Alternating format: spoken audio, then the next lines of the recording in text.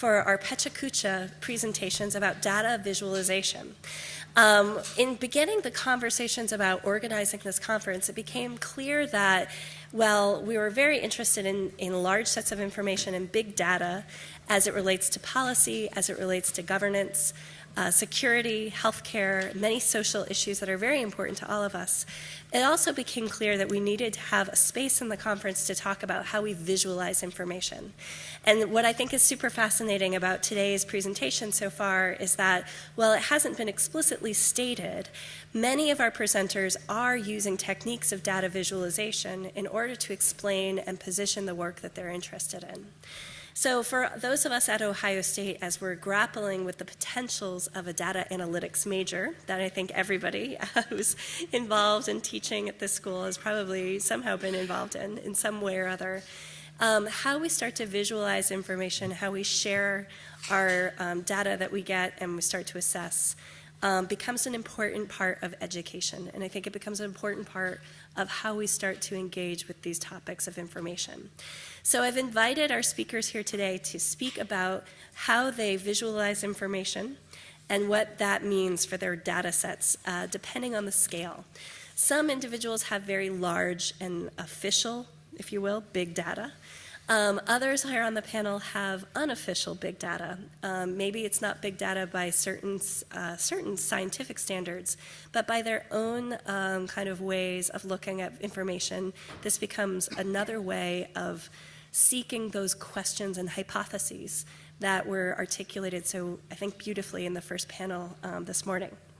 So I'd like to warmly welcome Brian Gilfus, Brian Gilfus, who is the Client Service Manager for the Ohio Supercomputer Center, Ted Allen, Associate Professor in Industrial and Systems Engineering, Uwe Ran, Data Mining Research Lab from the Department of Computer Science and Engineering, David Staley, who's the Associate Professor in the Department of History and in the Department of Design, and R. Brian Stone, Associate Professor in the Department of Design. Unfortunately, Maria Palazzi is unable to be here today, the Director of the Advanced Computing Center for Arts and Design, as she has a terrible strep throat. But I encourage all of you to look at her beautiful project, Synchronicitous Objects, which showed a collaboration with the Department of Dance, which was truly exceptional. So we're going to start our Pecha Kucha, Machu Picchu presentations today. A quick word about Pecha Kucha for those of you that aren't familiar. It is a simple presentation format where one shows 20 images, each for 20 seconds. And the format began in 2003 with architects in Japan. And as an architect, I feel comfortable stating this, that the reason being that architects speak too much. And the format invites focused, clear, succinct presentation, all within 6 minutes and 20 seconds. So with that, I'd like to begin, and the clock will start, no pressure, with Brian. So thank you so much for joining us here today. So, good afternoon. My name is Brian Gilfus. I'm the HPC Client Services Manager at the Ohio Supercomputer Center. OSC for short. I'm here to tell you a little bit about what OSC can do to help you with your big data computations and your research. So the Ohio Technology Consortium was created to support the statewide missions of OSC, the Ohio Academic Resources Network, or ORNET, the Ohio Library Information Network, or Ohiolink, and eStudent Services. These statewide organizations are divisions of the Ohio Board of Regents, located on the West Campus here at Ohio State. They provide technological solutions to education, healthcare, state, and local government communities across Ohio. I'm actually a little ahead. So the Ohio Supercomputer Center was created by the legislature in 1987 to provide high-performance computing and storage services to college, university, and industry researchers. And we actually started out in chemistry, being one of the big drivers for us. We offer academic researchers free basic access to a flagship system of more than 8,300 HP Intel Xeon cores, as well as more than 2 petabytes of storage. And we also do offer highly competitive rates to industrial users and academic users outside of the state of Ohio. ORNet was also established in 1987 and now a leading regional education network organization. ORNet maintains more than 1,500 miles of ultra-high-speed fiber optic network backbone. Nearly every public K-12 school, college, and university receives their internet connectivity and other network services from ORNet. Ohiolink is a consortium of 90 Ohio college and university libraries and the State Library of Ohio. Consortium was established in 1992. Today serves more than 600,000 students, faculty, and staff across Ohio. Currently, staff members are investigating data mining opportunities associated with several large databases in Ohiolink's catalog. Since its inception, OSC has been supporting the modeling and simulation needs of Ohio industry. OSSIM is a public-private partnership that seeks to provide small and mid-sized manufacturers simulation-driven design to enhance innovation and strengthen economic competitiveness. So simulation-driven design allows us to replace physical prototyping with much less expensive digital prototyping. Virtual temporal bone simulator developed at the Interface Lab at OSC. The simulator provides future surgeons the opportunity to learn difficult and delicate surgical techniques associated with ear surgery. Large data files produce highly sophisticated renderings available on desktop systems or served wirelessly to tablets for optimal functionality. Geoscience students with mobility impairments can explore the geological structures of Mammoth Cave through an interactive virtual interface created by the Interface Lab at OSC. Cave environment was created by combining scan data from Cave Research Foundation, high precision data, LiDAR, digital photography of specific geological formations. OSU Driving Simulation Laboratory is managed by OSC. The OSU Driving Simulation Laboratory involves vehicle instrument panels, vehicle information systems, an opportunity to evaluate infotainment, vehicle guidance tools, and see how that impacts driving tasks. So OSC supports nearly any field of research. Our strategic planning and deployment have been focused on 3 areas: biological sciences, advanced materials, and energy and environment. The center is also targeting future investments to complement Ohio State's Discovery Theme Initiative in data analytics. So I'm going to show you a few case studies of what's being done here at OSU, or at OSC.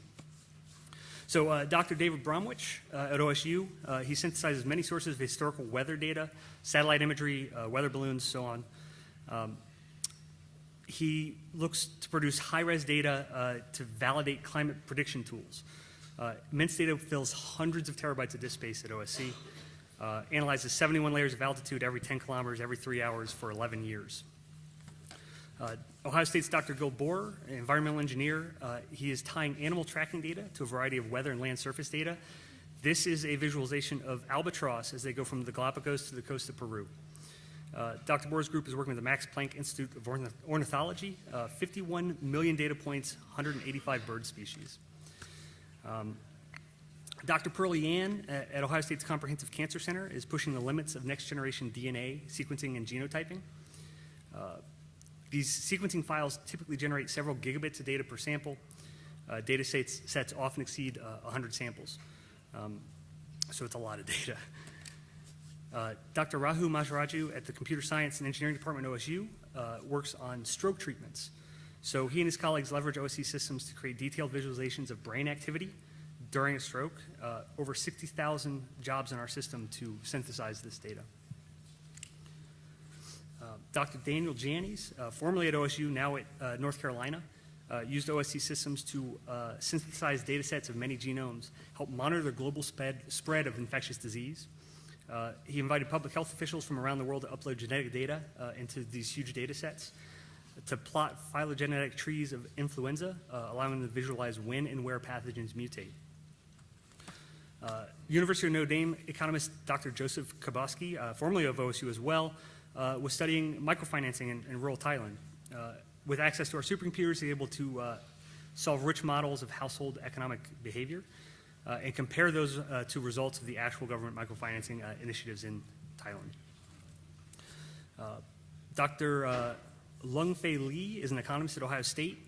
He's developing models of group behavior where situations have some group members having incomplete information. So model estimation is computationally intensive. Lee has used OSC resources to help model those networks. Dr. Luke Keel, political scientist, formerly at Ohio State, now at Penn State, developed a way to randomize experimental data collected conveniently. Samples of convenience do not represent an entire population and can lead to prediction errors. By running thousands of simulations on this data, Kiel found that classic statistical tests can be used to reduce these errors. Dr. Humanik, Ohio State physicist, has been working with colleagues at Europe's Large Hadron Collider to unravel some mysteries around the origin of the universe. OSC is only one of 4 centers in the country to store these vast ALICE data sets that he's been working with. And scientists from around the world use that data here at OSC.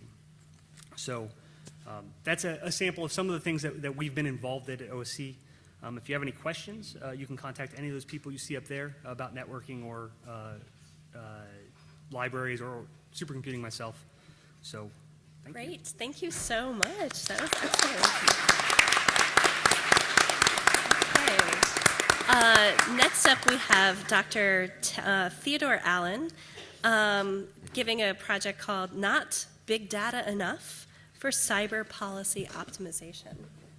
Which one is yours? Alan TT Kucha. Oh, where is it there? Oh, didn't you put it on? Oh, I thought I did. I may have stuck it in Yeah. my small data. There it is. Put it back in the right spot. It's all about buckets. If you put it in the wrong bucket.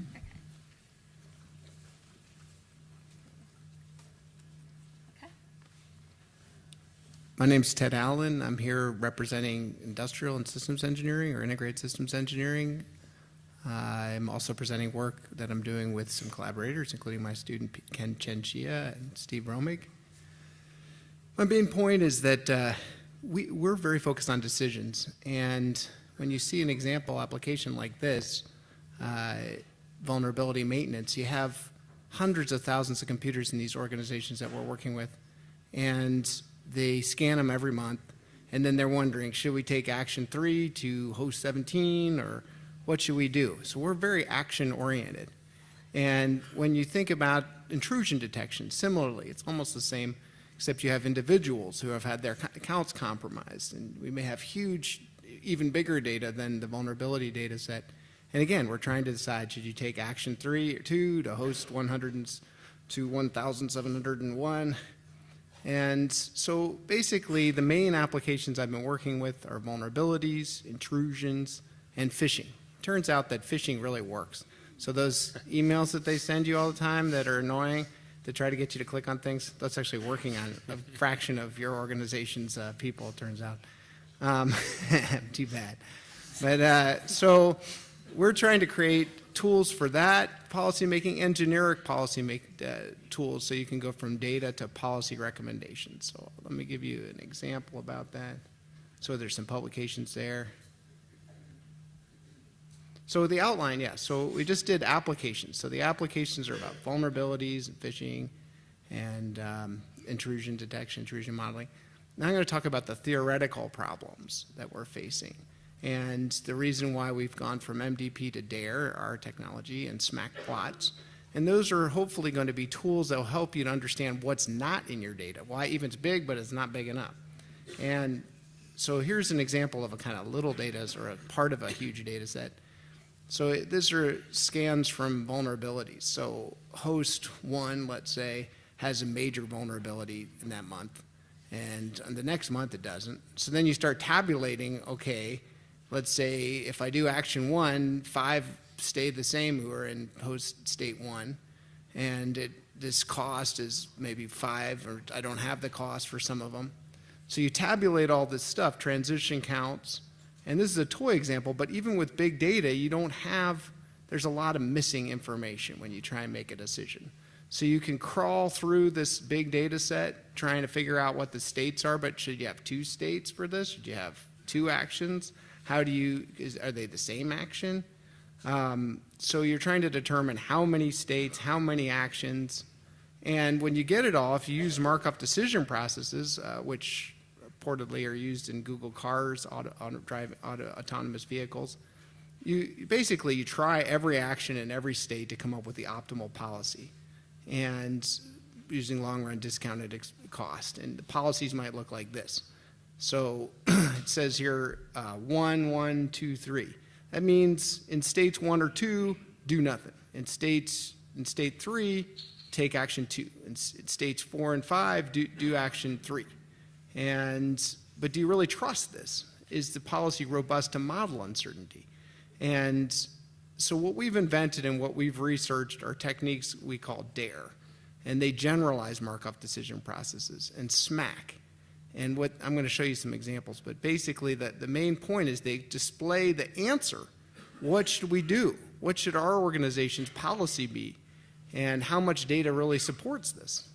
So the DARE formulation, which generalizes MDP, what you do is you sample multiple models that are consistent with the data. And particularly when you have rare actions, the models can be very different. And then you generate compromise optimal policies, or you try to generate those. And so this is work where it's ongoing. I'll show you some of the results for an organization that you might be familiar with. And wait and see lower bounds. We have a lot of rigorous results, mathematical results, trying to guarantee that we're on the track to getting the compromise optimal policy with the limited data that you have, even if you have terabytes, which we do. So you have a huge data set like this is what it looks like. You're just faced with, should we do 5 states? Should we do 10,000 states? How many states do we do? How many actions are there really that are distinct? How should we group those together? So when we write a crawler that crawls through the data or creates a table in the database, is it getting us what we need? And now this is actually a policy for an organization a lot like ours, where basically the DARE optimal policy is do nothing unless you have a critical vulnerability or a actual ongoing compromised computer. But what this is saying is that there's actually a lot of policies that even with the huge amount of data you have, there's a lot of viable policies that all could be true. And there's a lot of spread involved in terms of the costs if the policies effectively disagree with each other about what you should do that are all reasonable policies or all reasonable models. So what I've talked about are vulnerabilities, big data, and important decision problems. I've pointed out that there's theoretical problems as well, and rare events, and the need to model uncertainty. And I've talked about a technology that we've invented, which we think may be very exciting, called DARE. And just to conclude, so how do you decide from this that there are 5 states and 3 actions? Now that we literally have access to millions of these cells, we could have great granularity if we want to. But so the good news is to apply DARE, there's no matrix inversion. You can parallelize the crawlers, which we're doing. We're working on text modeling because a lot of the fields about cost are needing that. And we're making automatic simulators, automatic optimizers, and there's a human in the loop. And that's where that SMAC plot can help you to understand the fact that you don't have enough data, even if you have what you think is a lot. Great. Thank you so much.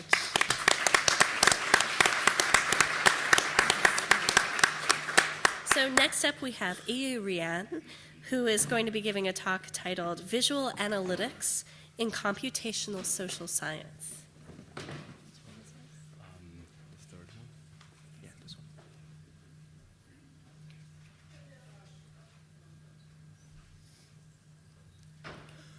Okay, it's a great honor to be here. My name is Ran, and I'm a graduate student, not doctor yet, in the computer science department here. We have a data mining research lab, and today I'm going to talk about the visual analytics in computational social science, and this is a joint work within our group as well as some linguistics and social psychologists. Okay, I'm going to talk about 2 projects. The first one is how we use social media in the scenario of emergency response and sense making, and the second one is how we use that in understanding the gender divide of product preference. Okay, so in both of them we use visual analytics. So let's revisit the example of Hurricane Sandy, and this is a map of East Coast, and the white shaded areas are the trajectory of the hurricane. And you see a lot of orange dots, those are the relevant tweets people have been written at the time. And as the hurricane was approaching the land, you see more and more relevant tweets written, especially in those important areas. And if you zoom in, this is a view of the New York City metro area, and the blue areas are actually predicted by the storm surge model to be hit. Okay? And so there's really a very urgent need to perform a spatial filtering to focus on those areas, just like Dr. Crawford mentioned in her keynote talk. Okay? And apart from spatial themes, we can also think of other topical themes, such as different topics like help, danger, or donate, as well as temporal themes, when you break down the disaster into different stages and perform different types of filtering, which provides you some perspectives into the event. Okay? And one of the important tasks we are interested in is to identify the influence and the passivity of social network users in those scenarios. And we can do that by creating a filtered subnetwork according to those themes and run an algorithm called influence passivity on that. That would give you an influence score for each users. And when we have those values, we can project them into this visual sense-making tool, which has a metaphor to the galaxy, where we can highlight some users and see the connections among those users. Okay? I'm going to zoom in on this picture and tell you what's going on. Here we are selecting a subgroup of users where they have high influence values and low passivity values on the specific topic of help. So they're all talking about help. Okay? And those red edges you're seeing are the messages that got retweeted from those users. And some of the familiar names we will see here, like American Red Cross and FEMA, those are probably not that surprising because they are like government agencies and important organizations during the time of emergency response. But if you look more carefully, you will also find some other names that you probably didn't expect to see. For example, American Express and the New York Yankees. So what's going on here is they were actually hosting some charity events to donate and to help the victims of Hurricane Sandy. And so that's why they become very influential on that particular theme. Okay? And so far I have talked about the spatial theme by looking at the storm surge model and the topical theme. And then another thing is the temporal theme, where you can break the events into different stages. And one of the anomaly or observation we found is this moveon.org. It appears become very influential after the Hurricane Sandy, but right before the presidential election. And so that's some interesting things we found. Okay, and now let's change the gear and look into the second project, which is to use big social data to identify gender preference in different products. We want to do this automatically, which previously can only be done by like a market survey or market research.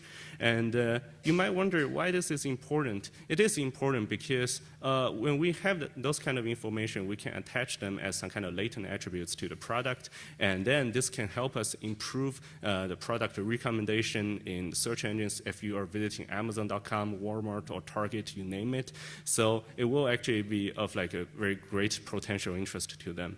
So how we are doing this, we have like 3 steps. The first step is we create a machine learning model with very high accuracy to classify Twitter users' gender, and then we tag product entities from those tweets, and finally we can calculate the conditional probability based on different genders. Okay, and so you ended up getting some probabilities, and we can project them into word clouds, and that's what we found.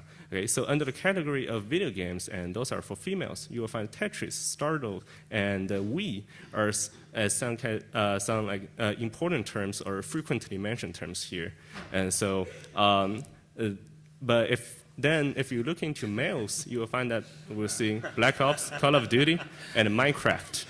Okay, so yeah, maybe the conclusion here is like females like to organize, guys like to destroy things and shoot, and that's very funny. And then next we can move to another category, which is tablet and phones. And so here we found that for females, Kindle is the dominant product there. Okay, and you see iPhone and others, but they are not that frequently mentioned by females. But Kindle is really, really one of the things that enjoyed by them. Okay, and this is also confirmed by some market research. Well, for guys, it's just more like a mixed bag, and we just love gadgets, all sorts of them, and Samsung Galaxy, iPhones, or Nexus, you name it. But Kindle is no longer the like the majority of the product they're mentioning. Okay. So this is some kind of insights we can get from those word clouds, and we found it very interesting. And so to conclude, we use visual analytics in social media and for different types of tasks for emergency response and for e-commerce marketing. So it's for both social good and dollar good. Okay. And so this will conclude my talk, and if you have any further questions, feel free to contact us, and I would like to thank NSF for funding my study. Okay, and I guess that's it. Thank you very much. Thank you so much. I think we should go back to that point about Bruce Springsteen, however, because I saw something in there that was like good. So, yeah. Thank you very, very much. Next up is David Staley giving a talk called The Aesthetics of Big Data.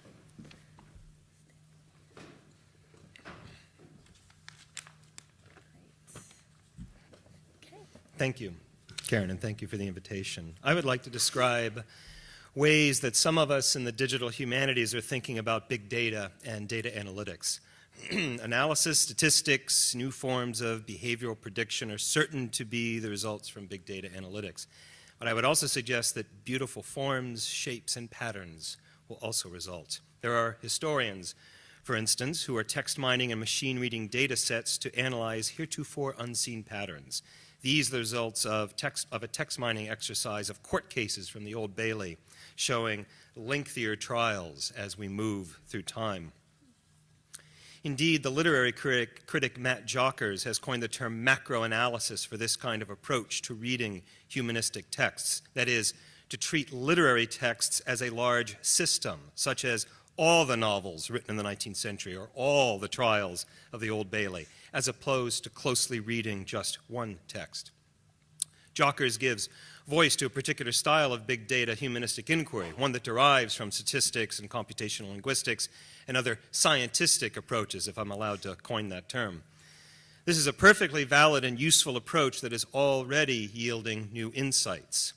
A simple demonstration with Google Books and the Ngram viewer, for instance. To say the United States are implies a belief that the U.S. is made up of a collection of many states, a pre-Civil War and distinctly Southern attitude. To say the United States is implies that the states are united as one country. This shift occurs 15 years after the conclusion of the Civil War, not immediately after. That systems of knowledge have a form and structure is what I find most interesting about big data. When Diderot and D'Alembert composed their encyclopedia in the 18th century, they felt it necessary to include a chart that diagrammed the underlying organization of the entries. Later, that structure was redesigned as a tree diagram, literally a tree. Whatever analytic or statistical insights we might gain from mining large data systems, perceiving their structural shape or form strikes me as an important endeavor. As my colleague at the University of Nebraska, Stephen Ramsey, has urged other digital humanists, grasping the patterns underlying big data and deriving our interpretive insights from those patterns suggests a new and fruitful form of critical theory, the exploration of pattern, as he likes to phrase it. I would like to go one step further than Ramsey. As a digital humanist who is also sometimes a designer, I delight in pattern and form, and it is this quest for pattern that drives my inquiries into big data. I ask, what is the shape, what is the form of the system we're examining? Here is a piece that I composed titled Style in History. We developed an algorithm that identified and color-coded the parts of speech. We then applied this to a number of famous history texts with the intention of delighting in the resulting pattern. That perceptual, phenomenological delight is the result of our inquiry. We then decided to similarly explore the shape, the form of an entire academic journal. We treated all 1,500 research articles in the 85-year run of the Florida Historical Quarterly as a system. The words in 1,500 articles is pretty big data for a humanist. We conducted a word frequency analysis and arrayed the results on this grid. Word frequency along one axis, time across the other, 1924 to 2009. The darker the square, the more times that key term appeared in the journal in that given year. It turns out that Native American history, and the Seminole Wars in particular, loom particularly large in Florida's history. We also created a rotatable, inhabitable 3D version, allowing a user to explore the shape of the data via a path, a journey of their choosing. One of the editors of the journal exclaimed that we had depicted the personality of the journal. Our next effort was to translate the digital into material form. And we used 3D printing, and we wondered what would happen if we shaped our pattern in material form. We presented this at a conference and found that many viewers felt compelled to touch the data, to experience the data via touch. My next goal is to translate the form and shape of the journal into a size and scale that will invite viewers to move their bodies through the data, something like a big data Stonehenge or Vietnam Memorial. We were recently awarded a grant from the College of the Arts and Sciences to construct an installation that will fill the rotunda of Sullivan Hall here on campus with the shape and form of the Florida Historical Quarterly. Although not Stonehenge size, the installation will nevertheless envelop our viewers with data. Our plan is to reshape the data from the square, rectangular, rectilinear form we have previously given it into a circle visualization like these. It will allow us to read that Native American history and 18th and 19th century history have shaped the system that is Florida Historical Quarterly. My colleagues from ACAD have been working on a data visualization track for the newly created data analytics major. And we hope that our installation will serve as an experiential emblem of that effort. Right now, the installation exists only as sketches in our imagination. But my latest vision suggests that the form and pattern of the visualization of the installation will look something like this.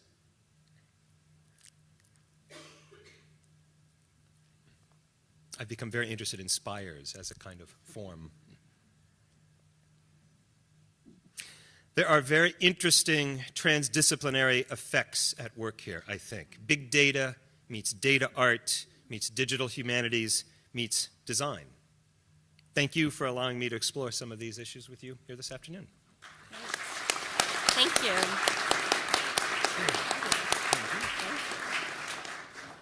Great.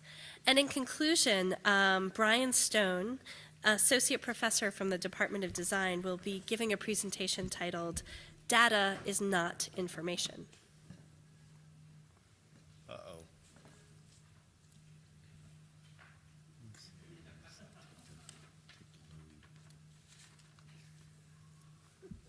Go. Okay, I'm on the clock. Hi, everybody. I hope you saved me some lunch. Again, I teach in the Department of Design here at Ohio State, and my focus is on information design, interaction design, and motion graphics. I don't want the title of my talk to alarm you, but it's more about sharing a strategy on how we can convert things into things that are much more informational. So we first have to examine this term data, whether it be qualitative or quantitative. We know that it is based on measurement, but the problem at times with data is that it is not informational in the sense that it is difficult to see patterns or tag relevance. So what we are charged to do is think about taking data and converting that into a context that is indeed informational, that allows people simply to see differences that make a difference. Some element or point of comparison where someone can see one condition and compare to the next. So if we are to inform, I could look at this scenario, these two students that I had, and I could say Geoway is tall, but then I can make it more informative to show a basis of comparison to say Geoway, he's really tall. All right, and I can see that in context. So it's important for us to show comparisons spatially. If I take the term trillion, and we hear trillion, of course, a lot in the news, that word, that number actually becomes somewhat trivial because we really don't know what that means until we can put it into a context of, gee, if you stacked $100 bills one on top of one another, it would go 60,000 miles or a quarter way to the moon. So in this area of displaying information, the key for us in design is to think about the context and the content and the ordering of information to help determine what the proper choice of display would be. And we saw a couple of examples like that from my colleagues. Key to that is this element of storytelling. So the next few things you're going to see are projects that have come out of one of my junior studios that take quantitative and qualitative data and create stories that are woven together, so they are not compartmentalized elements of information, but they're much more holistic. So we start to understand things like how the sleep cycle works and why students flame out when they take exams at 4 o'clock, because optimally they are not really prepared to do that according to their circadian rhythms. We also investigate problems such as, what happens in the world of athletic shoes. I have a 13-year-old who's hyper-focuses on these shoes, but me, I hyper-focus on the cost of these shoes. But nonetheless, when we look at the shoes related to the athlete, related to the endorsements, Michael Jordan really didn't do that well in that period of time. And when you go to the restroom and flush the toilet, you don't really think about what happens afterwards. But we wanted to examine in this project what really happened in the evolution of, our septic systems. And here we had to get past the juvenile nature of, you need to flush that out a little more. That color looks like crap. But nonetheless, these are the kinds of topics that our students are engaged in. These next two compare the same content, but two different strategies to talk about the evolution and ultimate death of a star. And you see in this situation, it was much more graph-like. In this situation, it's much more towards the more concrete version. So we're always trying to explore an abstract representation versus a concrete representation, and what is the most appropriate form to help people accurately consume that information.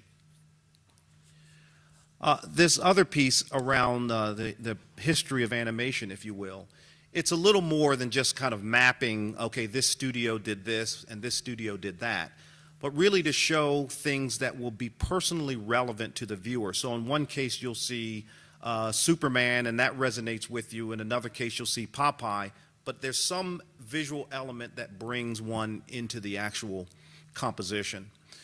So this last piece is really how we're moving forward into displaying information, and that is thinking about things that are multidimensional, kinetic, and dynamic. So some things are better explained through time-based media. In 2013, Europe's population nears 7% of the current world population. In 1347, the population was roughly 75 million. That's 19% of the medieval global population. By 1351, 30 of those 75 million would be dead. The Black Death had small beginnings. It originated in Central Asia, spread primarily by rats, stowed aboard merchant ships bound for Europe. These rats carried the plagues west. Stowed aboard the rats were fleas that carried the bacterium itself. As they leapt from host to host, the disease was spread to humans by bite. From humans, it could spread through fluids and the air, the latter of which, pneumonic plague, is believed to be the form that ravaged Europe. Death often came swiftly. Vomiting, seizures, fever, and gangrene could kill the infected within 24 hours. In merely 2 years, travelling trade routes like major arteries, the Black Death spread 2,000 miles northward into the European interior.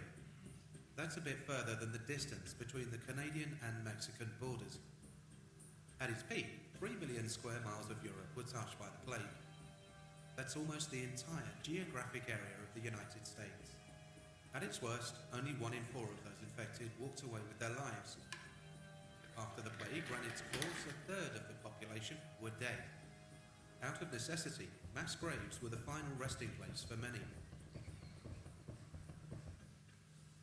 Okay, so somehow I'm going to try to bring the mood up to conclude, which is, we had some terrific presentations up here on the stage. So, my call to action, if you will, is to make data transformative and make it actionable so people can make decisions and make it meaningful so it is very easily consumed. So thank you very much, everyone.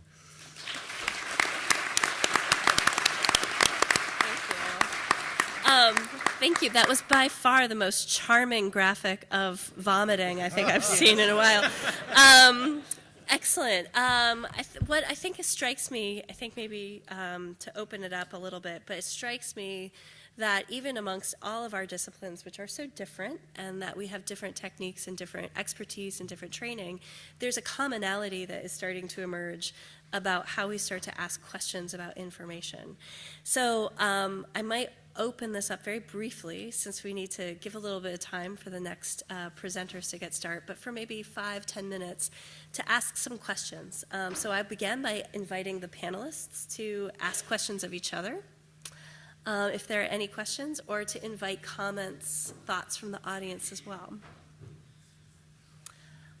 Caroline, yeah. Hi, thank you so much. That was just so much fun. Where would you say the people who visualize their data, maybe especially Professor Stone and Professor Staley, and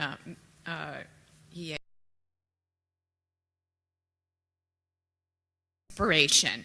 You've got a big bunch of data, and you have to put it in some kind of context. Where do you start?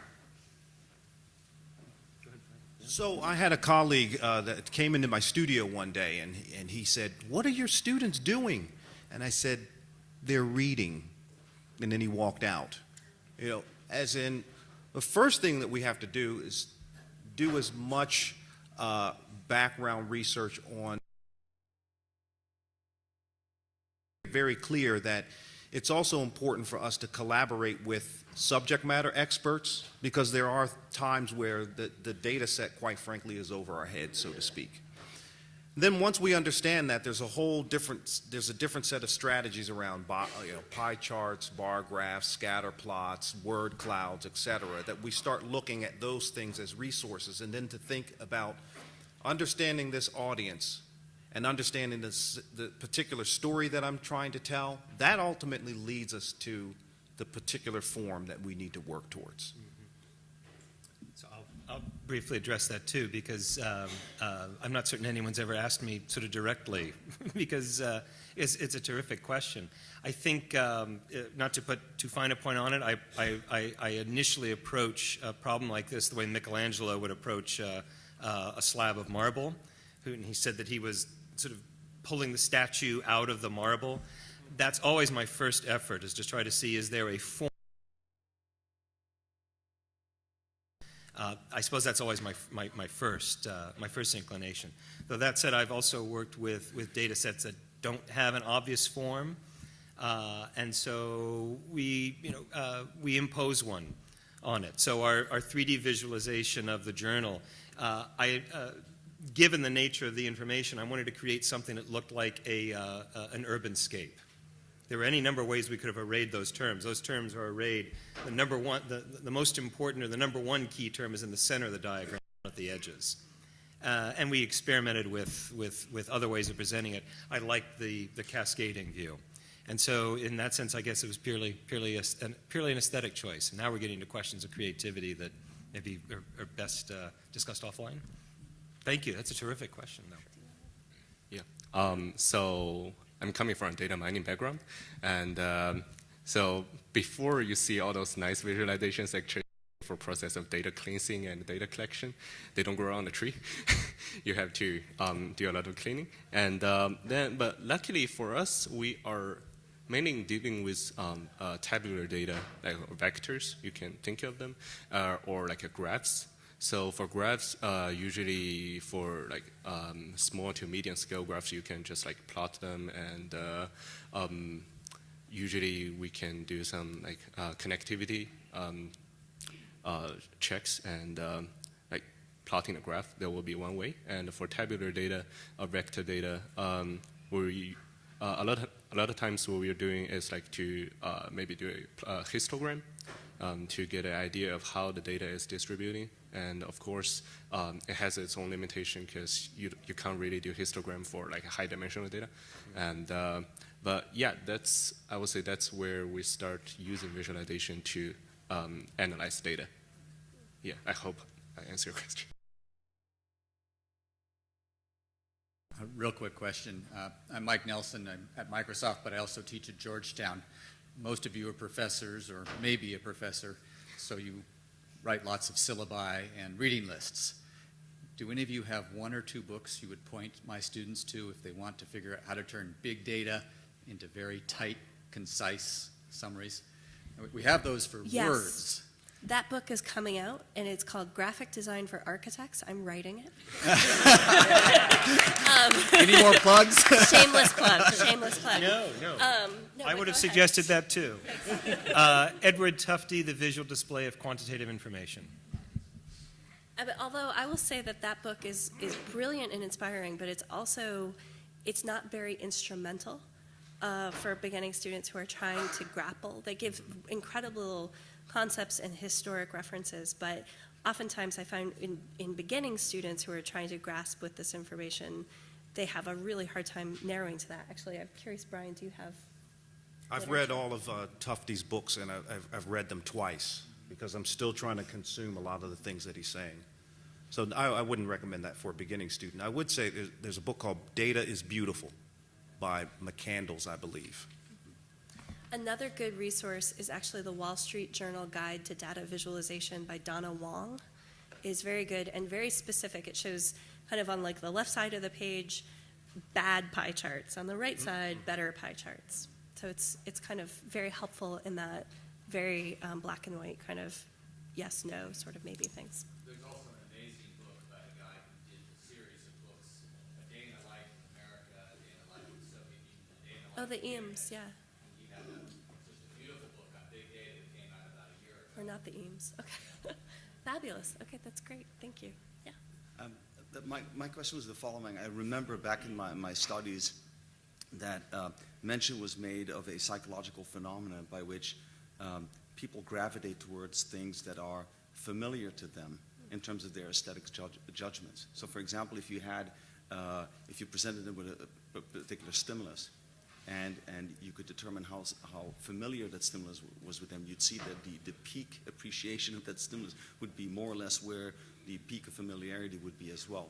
So when we talk about sort of the beauty of visualizing big data, doesn't that put us in sort of isn't that somewhat of a trap in the sense that particularly the ugly and unfamiliar and disturbing part is really where most of the information, most of the interesting tidbits are? Just perhaps a provocative thought, but perhaps we should be looking for the ugly and the nasty and the unfamiliar rather than for the things that please us aesthetically. The uncontrolled. I mean, for example, the vomiting is something that I didn't know about, and it's pretty nasty, but it contains a lot of information, so to speak, because I was not aware that was one of the ways in which the Black Plague was communicated. So, just a thought. Mm-hmm.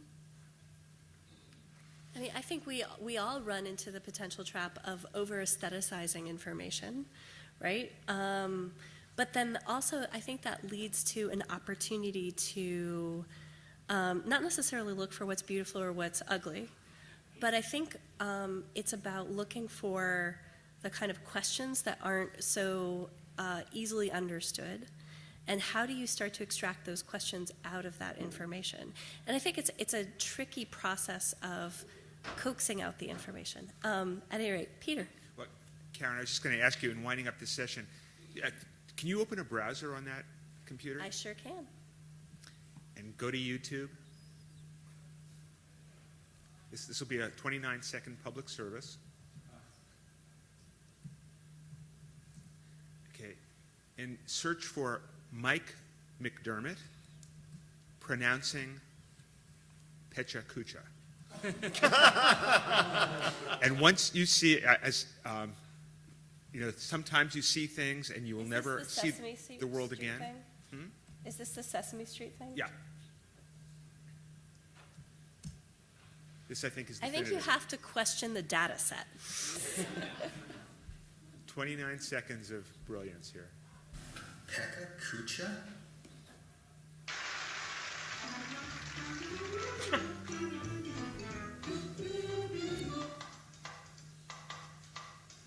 Pecha, Kucha.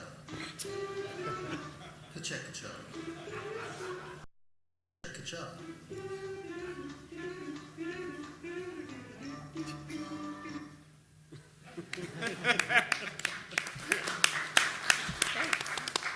That's my way of saying thank you to a great panel. Thank you so much. And thank you, everybody, very much.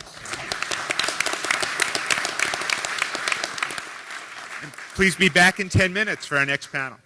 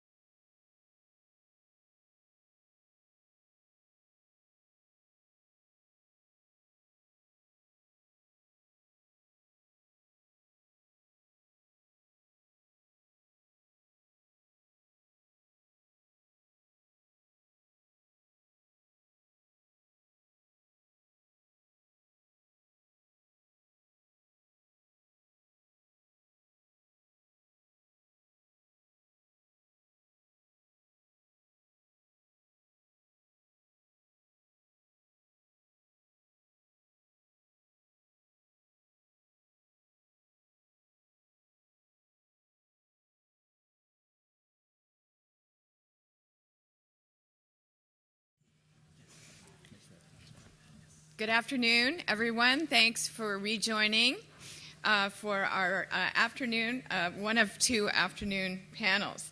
Our panel this afternoon right now is the policy infrastructure for big data, privacy, security, and investment. I'm Caroline Wagner, your moderator, and I'm going to briefly introduce our so you can read a little bit more about them. And since all of their activities are being tracked on a moment-by-moment basis, I'm sure you can figure out all about them and give us their social security numbers and things like that. I think one of the things we heard this morning up until now is this idea of a policy infrastructure for big data might be a little bit of an oxymoron. That perhaps the policy infrastructure is really not in place to deal with big data, that there are significant challenges facing us on the policy level, and that's a good thing for me as a policy analyst and somebody who needs some work to do. So hopefully at the John Glenn School, which is the school where I am associated, we have a number of faculty who are very interested in these issues from a number of perspectives. One, in using big data for analysis for ourselves. Second, in helping to bring big data to the state of Ohio. And then third, helping to examine the policy infrastructure around big data issues. So I'm welcoming this discussion and looking forward to it. Our first speaker is Farnham Shahinian. He is on loan to the National Science Foundation. Michigan. The Computer and Information Science and Engineering Directorate has him now at NSF, and he is also closely related to a number of parts of Ohio State where he has projects. So I know that we only have him here at the conference for a short time because he has other folks here on campus who he has to talk to. So he will speak first. And then we have Rahul Talang. He is at Carnegie Mellon University, where he is a professor of information systems and a PhD program chair there. And both, I think, of our first two speakers mentioned security, privacy issues in their bios as an area of a focus of their scholarship. So that will be a very interesting discussion. And the third speaker today is Michael Nelson. And I recently sent a happy birthday notice to Michael, not for his biological birthday, but because Michael was closely involved in the birth of the internet. And those in the know that it was Mike Nelson who invented the internet, not Al Gore. But that was when the very first time I met Michael. He was a staffer on the Senate side, and I was a staffer on the House side, working for Congress, and Mike was working for Senator Gore at the time, and really was one of the wives who helped birth the internet as it stands today.